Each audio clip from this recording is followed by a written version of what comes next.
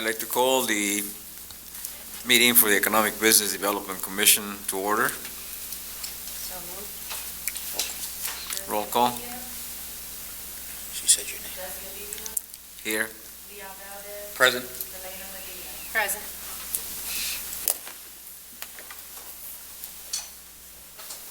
I pledge allegiance to the flag of the United States of America and to the republic for which it stands, one nation, under God, indivisible, with liberty and justice for all.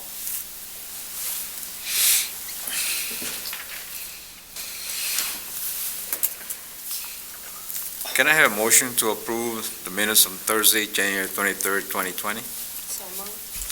Second. Call on. Jesse Abigail, Yes. Miguel Valdez, Yes. Selena Medina. Yes. Since we appear to have no business in the agenda, can we go to new business? Mr. Morris, right. Marshall, can you take us into that?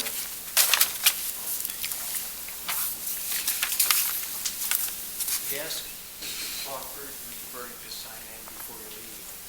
Okay. I'm going to introduce James Crawford, who is attorney for the bonds that are part of the financing of the senior housing, which you have seen before you. Mr. Crawford is with Taft Stentenius, a very large and distinguished and long-term law firm. What is the movie that they should see that your firm had recently? Deep Water? Yeah, I think that was it. It's great firm about environmental stuff, and one of the lawyers from their firm was representing people whose lives were being terribly altered in West Virginia. It's beautiful environmental in the tradition of some other great environmental movies. That's an aside. Mr. Crawford will appear now, and with him is Mr. Burdick. Mr. Burdick is the developer and the main coordinator for the senior housing. This is replacing the housing that we have known for 50 years now as the Nicosia housing on Railroad Avenue. It is moving to the harbor because of available space. Instead of a single 11-story building, it will be a series of buildings along the east and west side of Main Street from 3600, 136th, north to 135th, and will go east on 136th from Main Street to almost Guthrie. And we'd like them to present. We are here to facilitate the resolution that you will be asked to adopt and consider is, as I say, an important part of this. This isn't a matter of a public hearing, and I'd ask Mr. Crawford if I have undotted any I's or uncrossed any T's in terms of the legal requirements of the public hearing that he helped fill in for those. Thank you. Thank you, Richard. Appreciate it. Ezra will go through the project with you, but briefly let me touch on the financing. These bonds are not a general obligation of the City of East Chicago.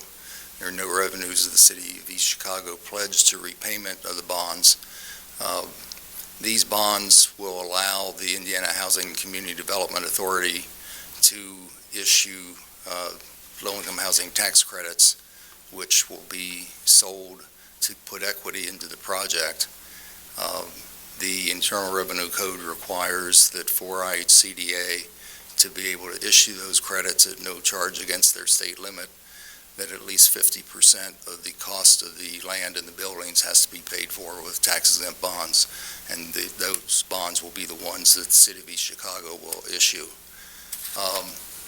When the bonds are issued, they will be issued pursuant to a trust indenture. The bond proceeds will then be placed into an assignment account under the trust indenture and invested in U.S. Treasuries. The bonds will only be outstanding until September 1 of 2022. by which time the project will have been placed in service, and the Internal Revenue Code only requires those bonds to be outstanding until the project's placed in service. During the time the bonds are outstanding, because the proceeds are invested in U.S. Treasuries, bondholders will be secured dollar for dollar with their price that they paid for the bonds.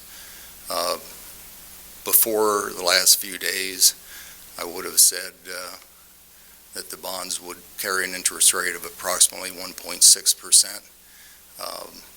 I don't think we're going to be issuing the bonds for a couple of months, so I don't know what's going to happen with the markets, but Treasury bills have dived down to the mid-120s right now. So it's a method of getting equity into the project so you don't have a highly leveraged project, and to get it in at a cost that is very economical and is not a burden on the city of East Chicago.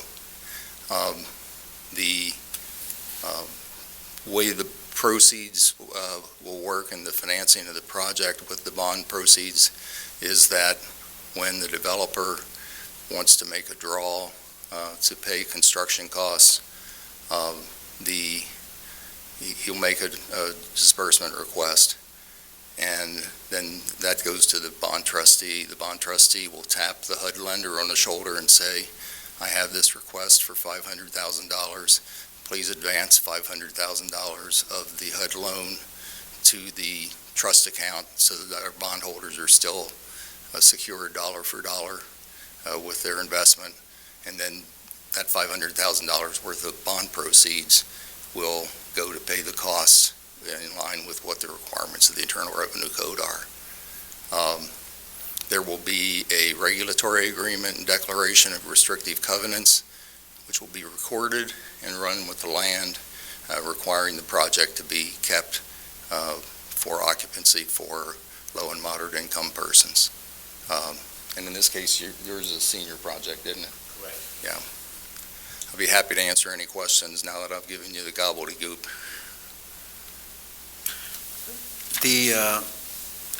Mr. Morrissey mentioned that it was going to be a substitution for the home that we have. It's approximately the same number of units. Because I see there's 206 apartments or residences. How is that going to be distributed? Is that going to be similar? I'll yield the floor for a second. Any limitations? So, Who's going to qualify for that? so it will be age restricted, 62 and above. Right now, the Nicosia building is 57 and above, I believe.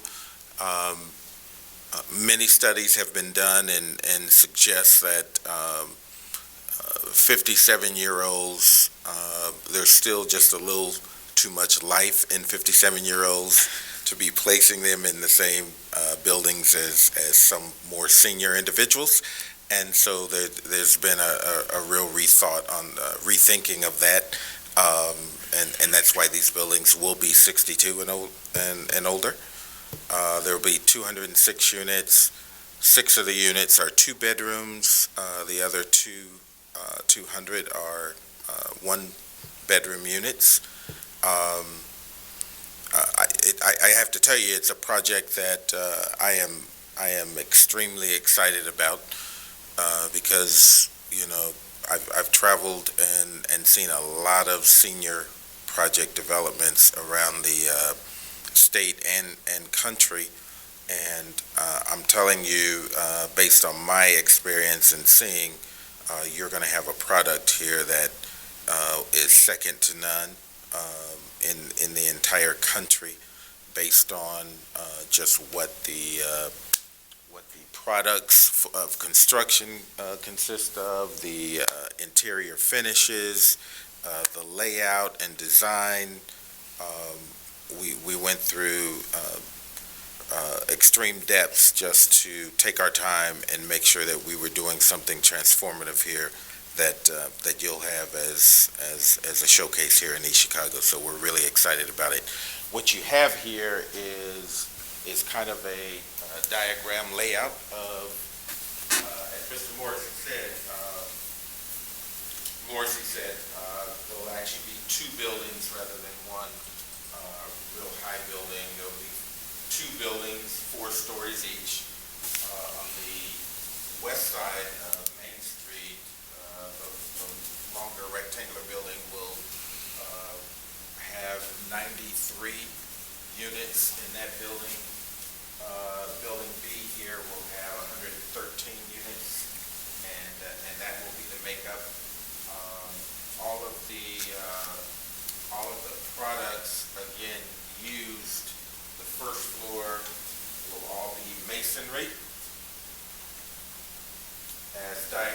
there.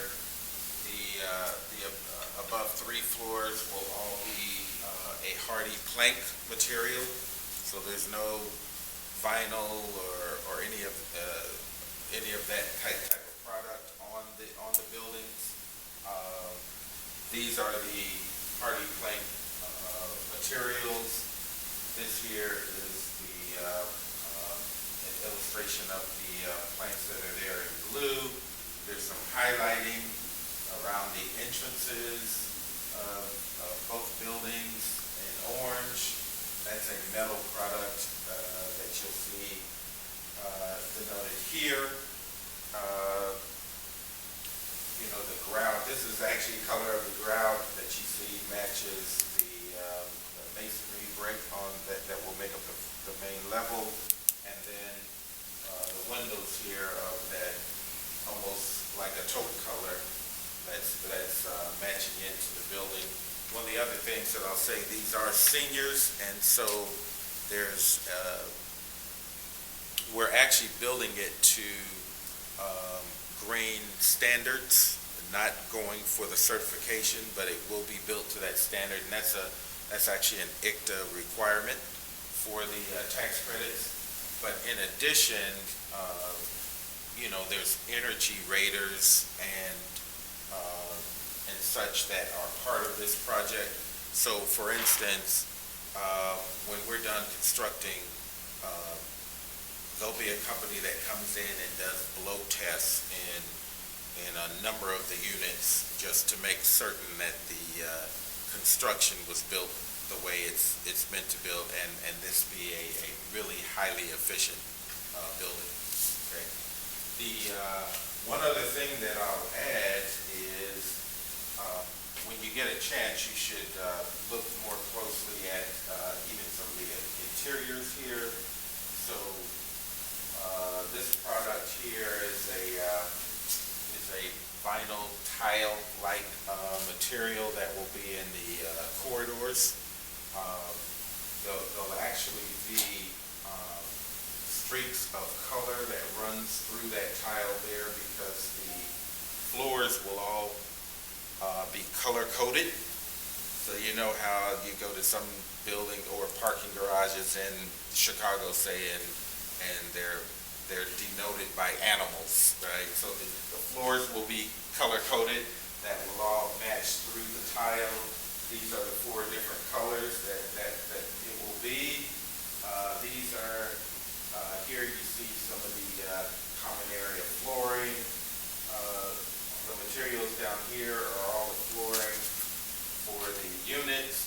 You'll actually be able to see a illustration here of finishes in, say, the kitchen and the living area for the units. And I think when you take a closer look at this, you'll see that this project here is one that will set East Chicago apart from a lot of cities in this country. Any questions?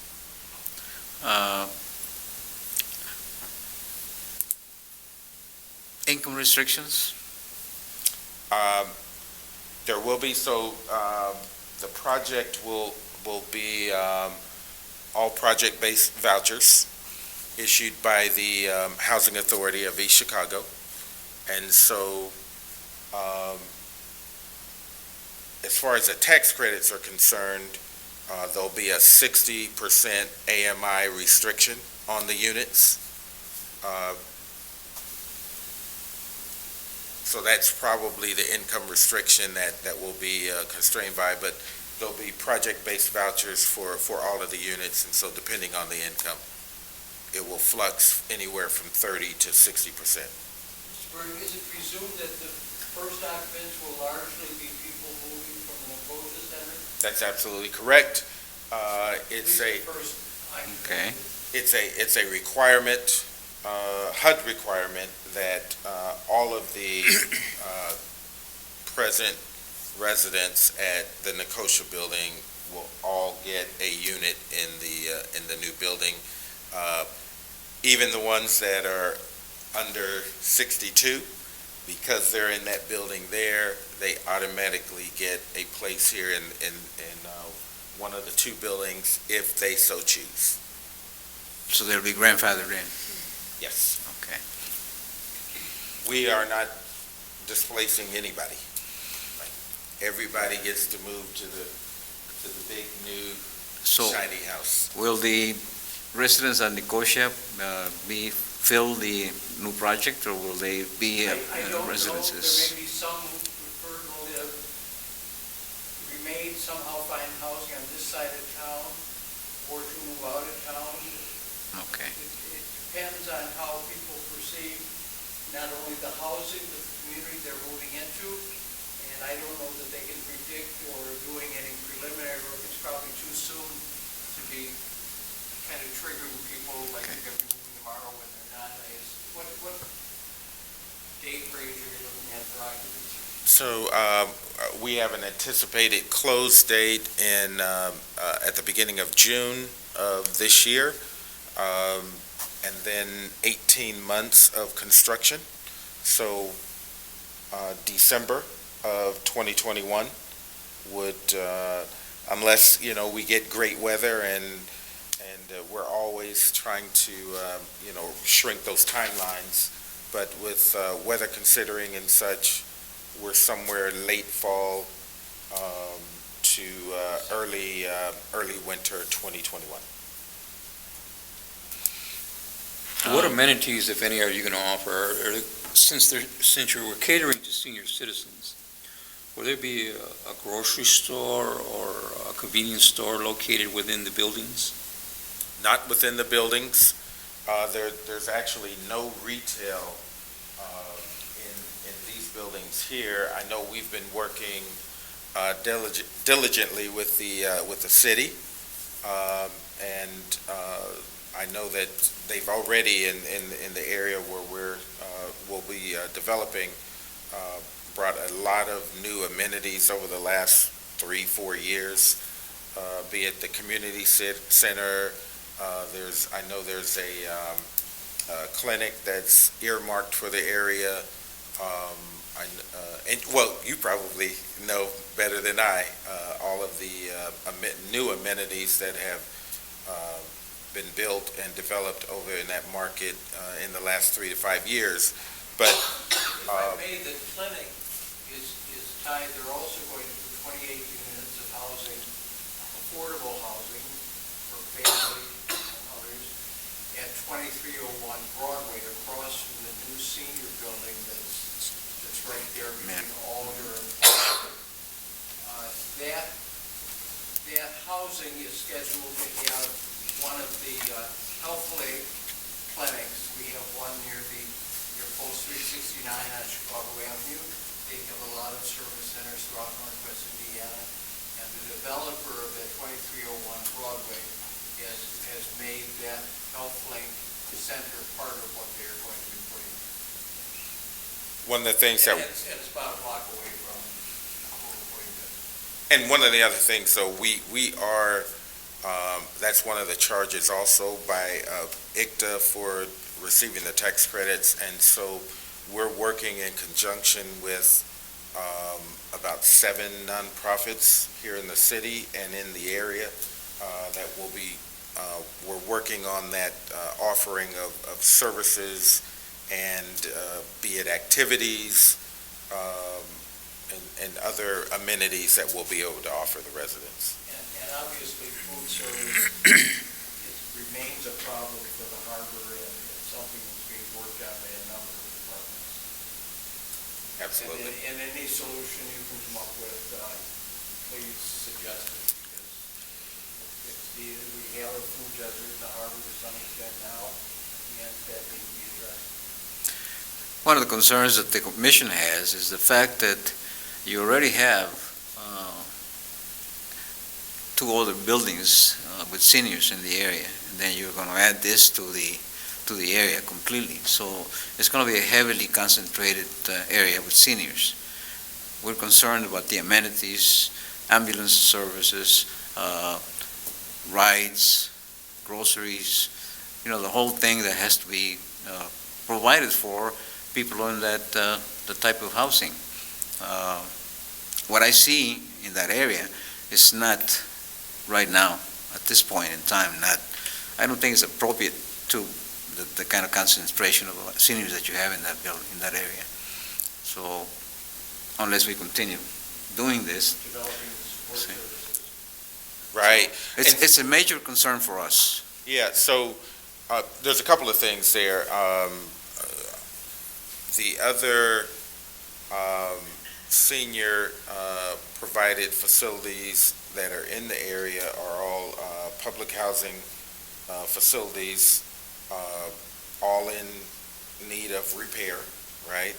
And so, again, when we're talking about being able to offer first-class housing to the senior residents of East Chicago, this project here is going to do that in a fashion, like I suggested, that would rival any city in the country, and then that's going to allow your housing authority to make some decisions, good decisions about maybe facilities like Nicosia. They have other facilities that may not be in that rate of disrepair, but how they can then maybe concentrate some of the senior housing and then concentrate some of the services that you'd like to see as well.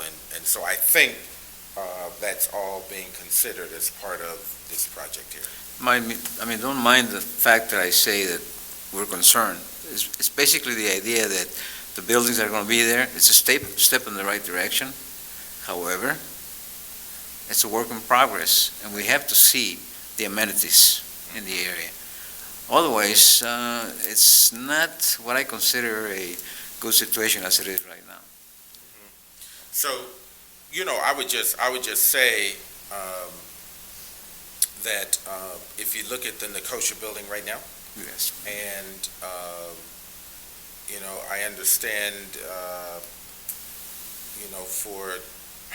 I guess you could say the grocery that's there off Indianapolis Avenue is maybe within walking distance for some of them, but probably there's quite a few of them that it's not, right? And so the fact that you have a building that once these residents are relocated, will probably be demolished immediately.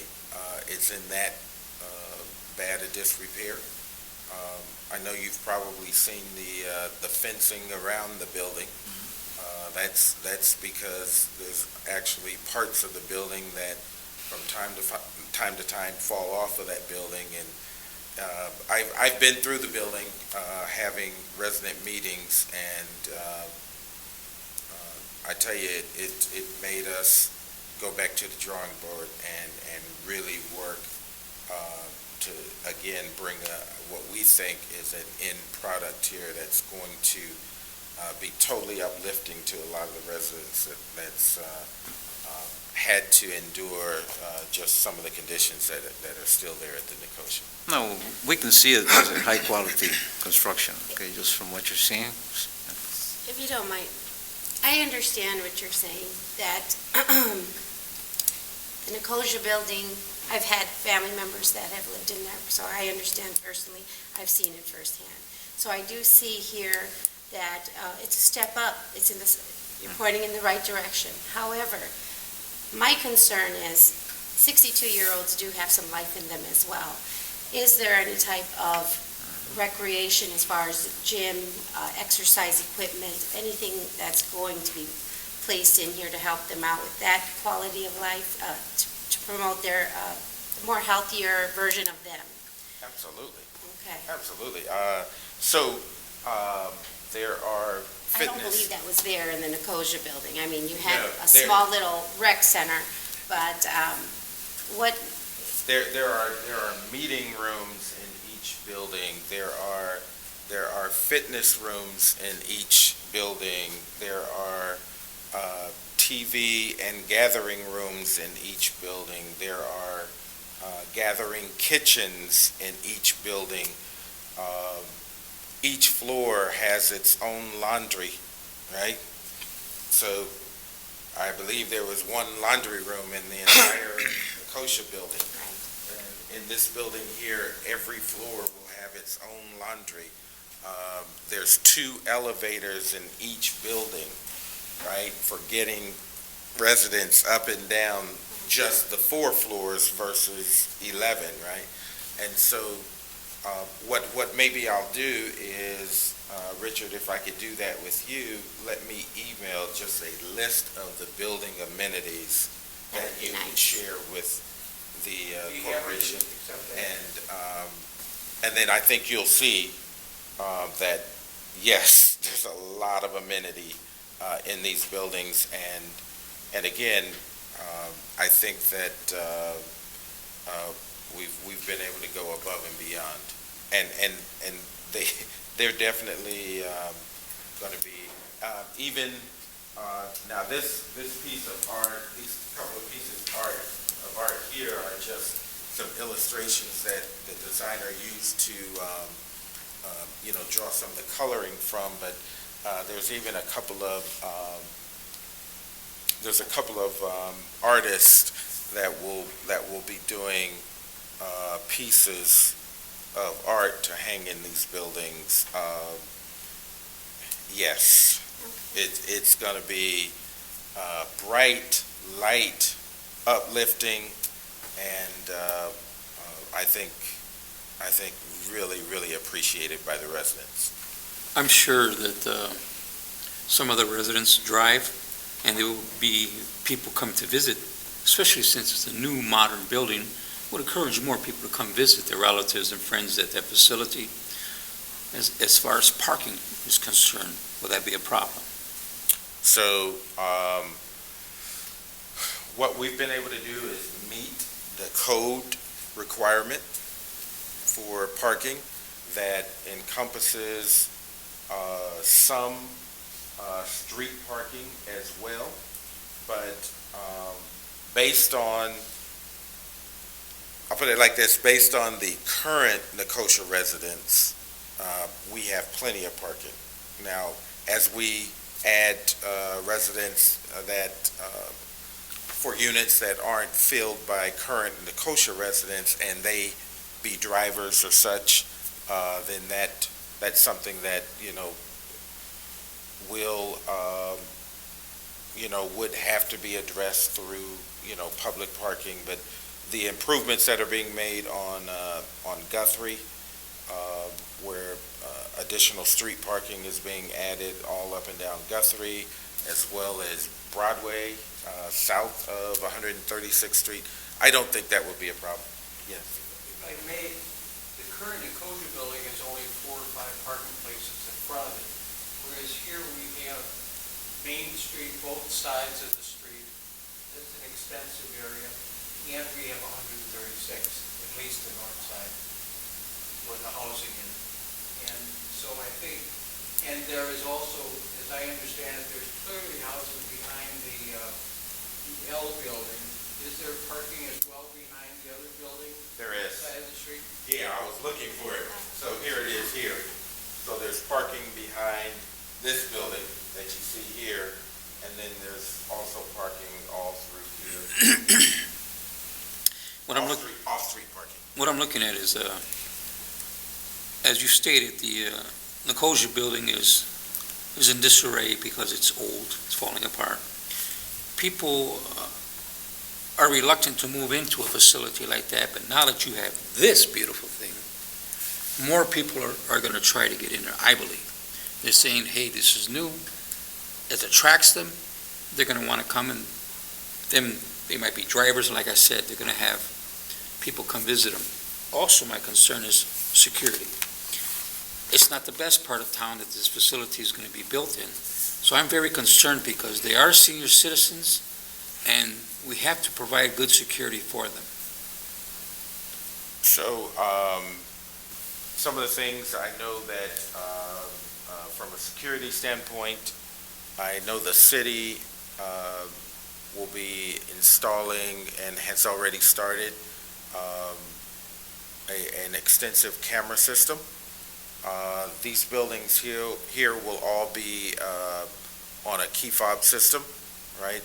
You won't be able to get into the building without someone either letting you in or you yourself having your own fobs.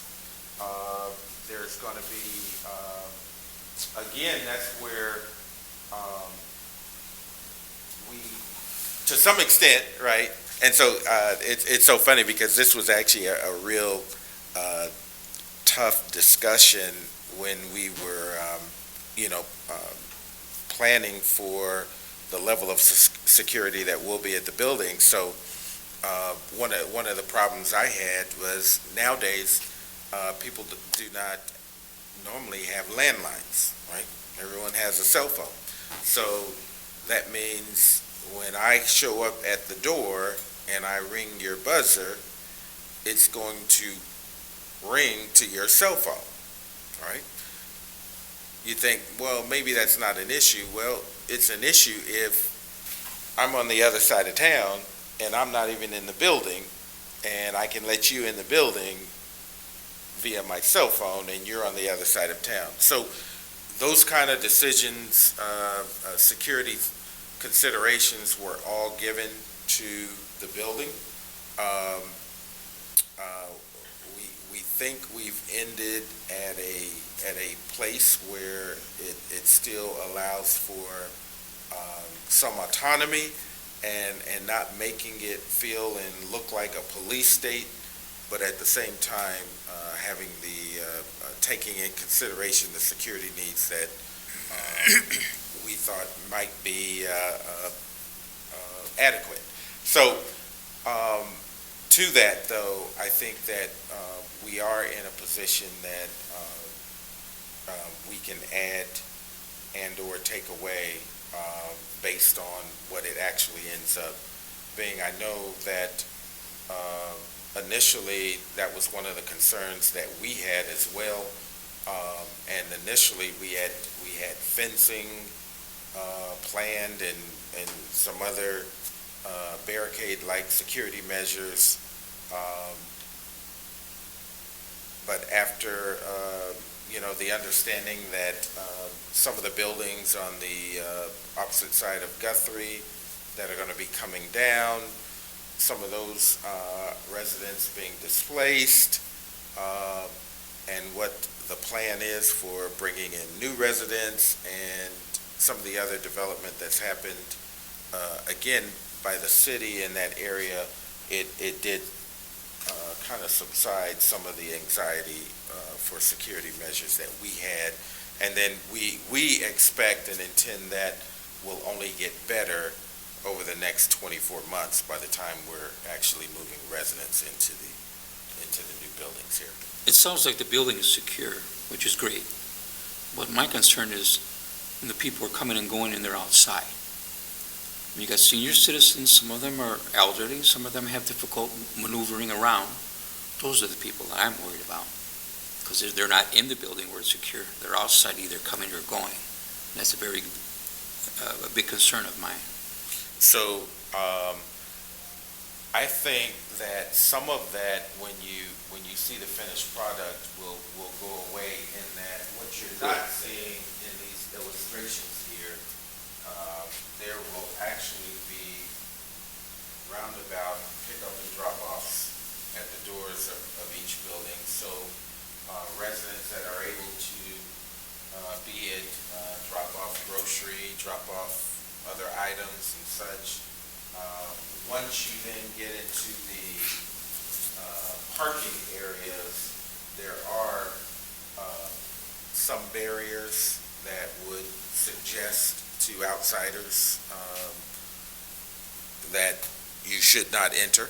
And I think based on the cameras and then the signage and such will probably suggest to some, or maybe most, we hope, that it's not a good idea to enter. How about lighting?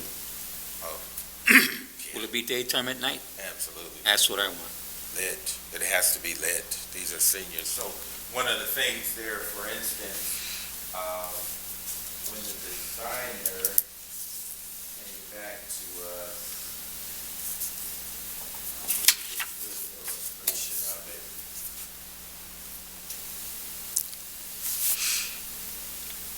instance, here, these are stairwell corridors. You have to have a key fob to get in this door right here, and then that's a stairwell. And so, just from the manufacturer, there's a tent on the windows that will be in the units, right?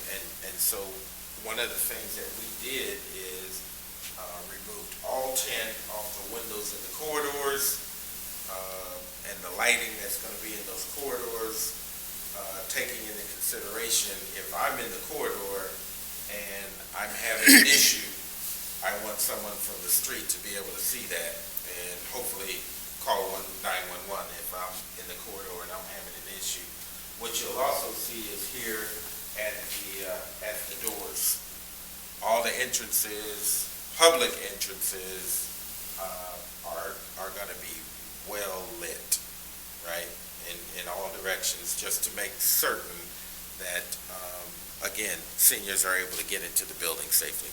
One of the other things, I don't have a floor plan for you, but in building 1 here, the only living either unit space or common space that's in public domain is the laundry on the first floor. In this building here, all the public space is in one area, and to get into any of the living areas, you have to have a key fob. So it's not like a lot of other buildings. Once you're in the building, you can maneuver through and get into living spaces and such. In these buildings, you will not be a senior coming out of your door and there's someone that's not been invited into the building in your court. My experience with key fobs is this. If we all have key fobs and we're living in that facility, Yes. and I lose mine, or I'm robbed and that key fob goes, will you be able to deactivate that key fob? Absolutely. And so, am I correct in saying you will know if Leon Valdez is coming into that building, and you will know if Jesse's coming into that building? Well, I'm going to know if the key fob issued to you is coming into that building. Yes. Right. Great. Absolutely. Who is going to own the facility? So the developer will own the majority of the facility, and Micha, the nonprofit for the Housing Authority, will also own a portion of the building. The maintenance of these buildings, because I know it's going to take a little while before they start needing. Who's responsible for maintenance? The borrower or Micha? Micha, you are. Me. Okay.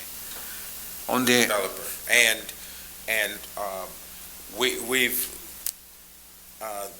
we've gone through great lengths of preparing operation budgets in advance, reserve budgets, the whole 9 yards, so that it's our aim. And then also in the materials chosen to be provide interiors and exteriors to make certain that from our standpoint, 12 years from now, this building looks the way it does right now. Okay, you also mentioned that we may have residents that did not come from the Nicosia building. Now, what kind of restrictions or what kind of contracts, lease contracts are we going to have? We're going to have minimum residence times. The leases that are going to be issued, how are they going to be handled? I mean, people come in. And the eligibility as well. Yes. People come in, they say, okay, I'm going to live here, and 2 weeks later, they decide to disappear. We have a problem in East Chicago with renters, people who rent, occupy a building or an apartment for 3 to 4 weeks, then disappear. Okay? How is this going to be controlled? think that's a good question, because one of the concerns that I have is rental units in East Chicago. Okay? How are we going to control the entrance and the disappearance and the lease terms for this kind of activity? Yeah, so, leases will be probably relatively standard per HUD standards. But what we find is for subsidized units, especially subsidized units that are as nice as this, you have, just minimal the turnover that you're, referring to. We manage our share of tax credit units there in the city of Indianapolis. And it just especially when you're in certain locations or you have certain products that will be representative of this, and you're then also getting some subsidy to help with that rent amount, that turnover, and that. Let's assume that I want to rent one of those apartments, okay? Okay. What is the minimum amount of residence time that you'll allow me? 1 year. So if I sign a contract with you for a lease, it'll be for a year, Yes, no less than a year. no less than a year. With project-based vouchers, we can actually go up to 24 months. So, the project-based vouchers means that the vouchers actually stay with the building.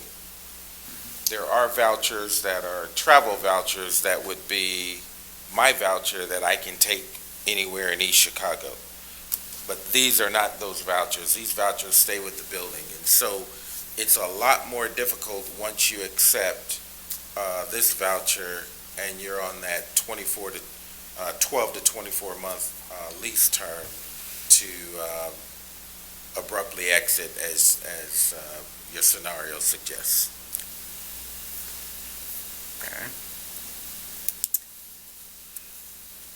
Somewhere in your documents, I read that the no rental will be less than 30 days. Can you explain that to me? What was that? No rental? No rental will be less than 30 days. I'm not familiar with that one.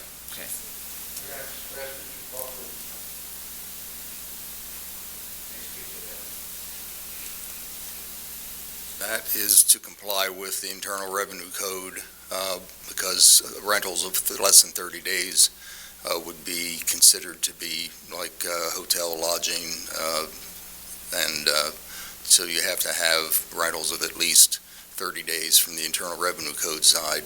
You have to remember in these deals, we've got bond provisions that are governed by the IRS and the Internal Revenue Code.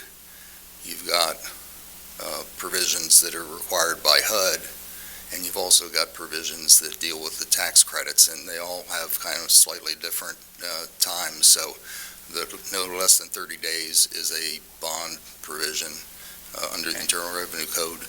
Ezra has his terms that are required by HUD and so on. Okay, that explains that to me.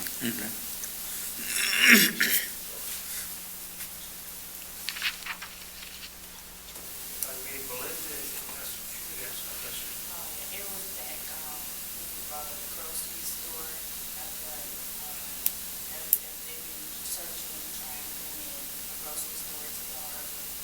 A lot came back to the numbers, so looking at this could possibly help to bring in a grocery store into ours.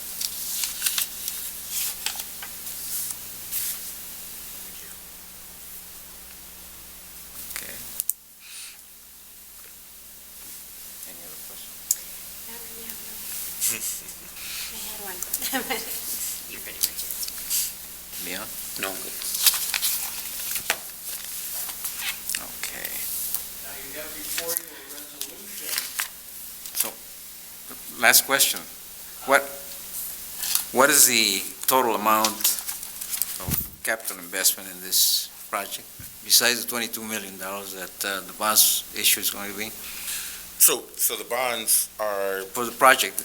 yes, so the total development cost for this project is $41 million. Okay. I do have a question. You stated that, well, it's income-based on, a lot of them are on disability. What is your minimum rent going to be there? So the observed lowest subsidy that's recognized is 30% AMI. And that's a HUD-recognized AMI subsidy level, And AMI is average median income. So if you take the average median income, let's say if it's $50,000 in East Chicago, it would be 30% of the $50,000. That is where the most of the subsidy, up to 60% of that average median. So it's really servicing a moderate population. Yes.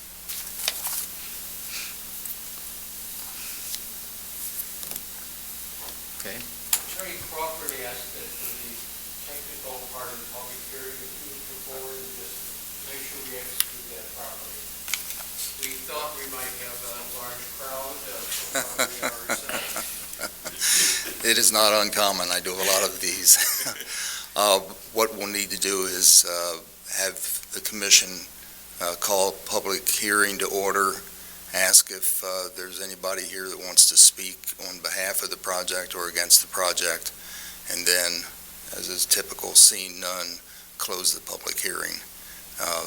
That's a requirement of the Internal Revenue Code as well as the state statute that these bonds are issued under. And then after that, the commission consider the resolution that it has before you, which approves the financing in an amount not to exceed $22 million and approves those documents and recommends a form of ordinance to the Common Council for adoption. Can we go ahead and do that? Yes. Okay.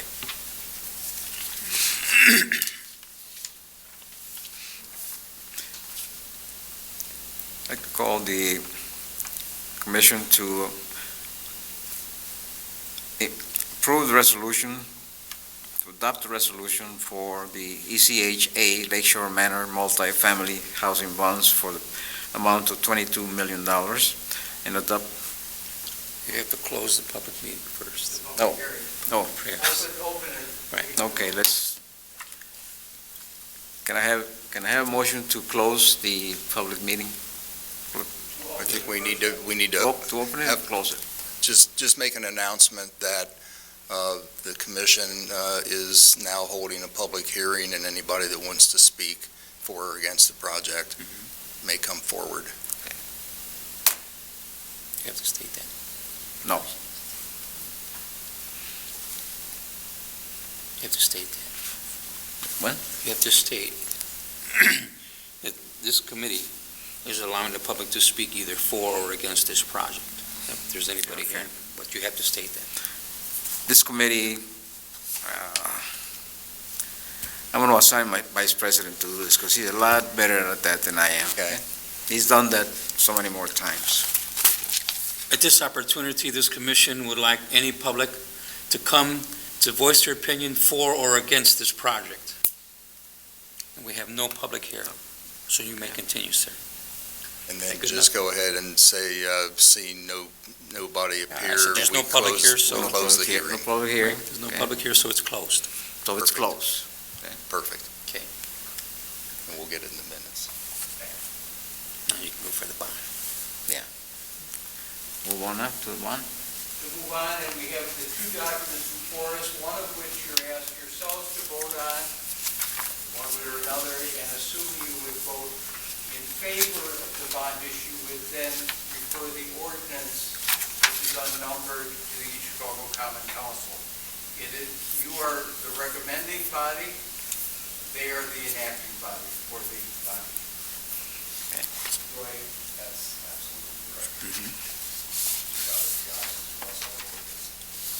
So the first then is the resolution of the East Chicago Economic Development Commission approving and authorizing certain actions and proceedings with respect to certain proposed multifamily housing revenue bonds for the Lakeshore Manor Apartments. Can I If you have any questions, we've sent that document to you a few days ago. Have you had a chance to ask any questions or make any comments on it? I have no questions. no questions?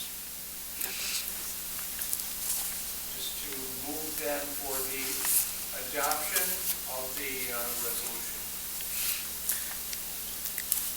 Can I have a motion to adopt the resolution for the ECHA Lakeshore Manor multifamily housing bonds for $22 million? So moved. Second? Jesse Avidia, Yes. Leon Valdez, Yes. Elena Medina. Yes. We will have that executed. I would ask also then that you vote on recommending and sending to the East Chicago Common Council the ordinance that deals with the same issue. Can I have a motion to recommend that we send the East Chicago Common Council the resolution and the adoption of it in this commission? So moved. Second? Jesse Avidia, Yes. Leon Valdez. Yes. Yeah. Elena Medina. Yes.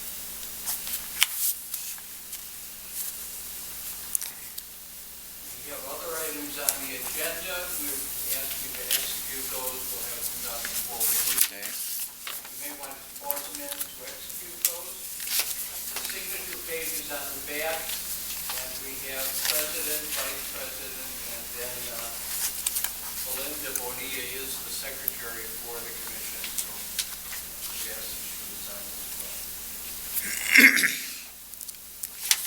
Can we move on to a new business list for February 2020? Members have any questions? No.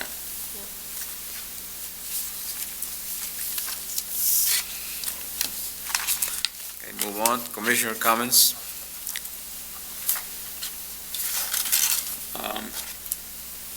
I am excited about this project. I'm sure that East Chicago, again, will take the lead on modern housing for our seniors. And I hope they're as excited as I am that they'll be able to move into a facility as such. They deserve it, and I am proud that this project is coming to East Chicago. Comments on this? No, the layout is beautiful. I too am excited to see this myself. It is nice. I feel it's personally a step in the right direction with some of the concerns that we stated here, and that the commission should probably be advised or at least notified of some of the questions that we had, example, security, okay, parking. Just keep us appraised of what some of the plans are for the buildings. We'll request that Mr. Berger, perhaps on a quarterly basis, to just give us a simple one-page kind of progress report, and I think that would be very helpful to the commission, and it could be to the community, kind of open communication to the community as well, so with that. Yes, Okay. Next meeting will be on Thursday, March 26, 2020, at City Hall, the same place. Can I have a motion to adjourn? So moved. Second. Jesse Avidia, Yes. Leon Valdez. Yes.